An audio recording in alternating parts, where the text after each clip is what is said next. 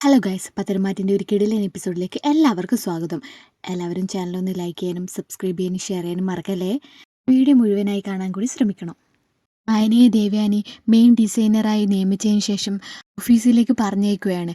ആദർശിന് ഇഷ്ടപ്പെട്ട കറികൾ മാത്രമല്ല, നയനെ നിനക്ക് ഇഷ്ടപ്പെട്ട കറികൾ കൂടി ഞാൻ ഉണ്ടാക്കുന്നുണ്ട്, ഒന്നും വേസ്റ്റ് ആക്കരുത്, എല്ലാം കഴിച്ചോളണം എന്നും പറഞ്ഞ് ദേവയാനി ഓഫീസിലേക്ക് യാത്രയയക്കുകയാണ് നയനയെ. ഇതൊക്കെ കണ്ട് അസൂയയോടെ നോക്കിക്കാണ് കേട്ടോ അനാമിക. വല്യമ്മ എന്തിനാ അവളെ ഇത്ര കെയർ ചെയ്യുന്നേ? അവൾക്ക് ഓഫീസിൽ നിന്ന് കഴിക്കാൻ നല്ല ഭക്ഷണമാണല്ലോ വല്യമ്മ കൊടുത്തുവിടുന്നത്. അതിന് മാത്രം എന്താണ് അവൾ വല്യമ്മക്ക് ചെയ്തതെന്നേ? അവൾ ചെയ്തു തന്നതൊന്നും ഞാനിപ്പോൾ പറയുന്നില്ല അനാമികയെ, അതൊക്കെ നീ ഉടനെ അറിഞ്ഞോളൂ. പിന്നീട് അനാമിക ദേവ്യാനോട് ചോദിക്കുന്നുണ്ട്, വല്യമ്മേ ഞാനിപ്പോൾ ഇവിടെ വന്നത് വല്യമ്മയോട് ഒരു സഹായം ചോദിക്കാനാ. എനിക്കും നാനായിട്ടത്തെ പോലെ ഒരു ജോലി വേണം. എനിക്ക് വരുമാനം ഇല്ലാത്തതുകൊണ്ട് ഇവിടെ എനിക്കൊരു വിലയുമില്ല. അതുകൊണ്ട് തന്നെ വല്യമ്മ എന്നെ ഓഫീസിലേക്ക് പറഞ്ഞു വിട്ടേ പറ്റൂ എന്നൊക്കെ അനാമിക ആവശ്യപ്പെടുന്നത് കേട്ട് ദേവയാനി പറയുന്നുണ്ട്, നാനയ്ക്ക് ഡിസൈനിങ് മേഖലയിൽ നല്ല കഴിവുള്ളത് കൊണ്ടാണ് ഞാൻ അവളെ ചീഫ് ഡിസൈനറായി നിയമിച്ചത്. നിനക്ക് എന്തെങ്കിലും കഴിവുണ്ടെങ്കിൽ അത് നീ തെളിയിക്കേ. നാന വരക്കുന്നതിനേക്കാൾ മനോഹരമായി നീ ഡിസൈൻ വരക്കുമെങ്കിൽ നിനക്കും അവിടെ ജോലി തരാവുന്നതല്ലേ ഉള്ളൂ. അങ്ങനെയാണെങ്കിൽ നായനേക്കാൾ മുകളിലായിരിക്കും ഓഫീസിൽ നിന്റെ സ്ഥാനം എന്നും പറഞ്ഞ് ദേവയാനി അവിടുന്ന് പോകുന്നുണ്ട്. അത് കേട്ട അനാമിക തൻ്റെ അമ്മയെ കോൾ ചെയ്യുകയാണ്.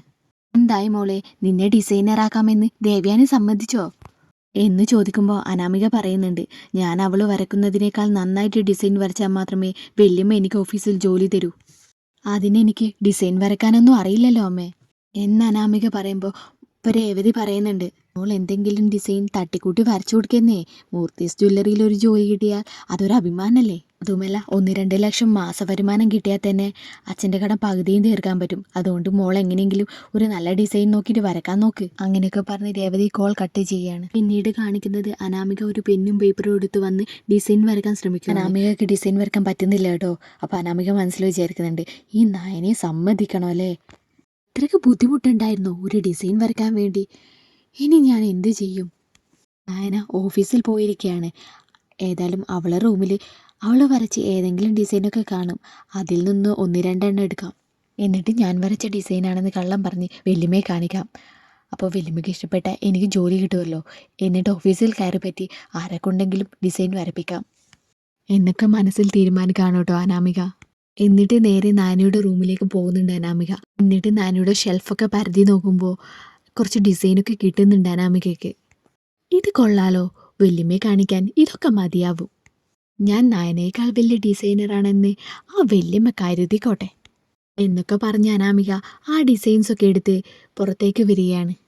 ഇതൊക്കെ കാണുന്നുണ്ടായിരുന്നു നവ്യ.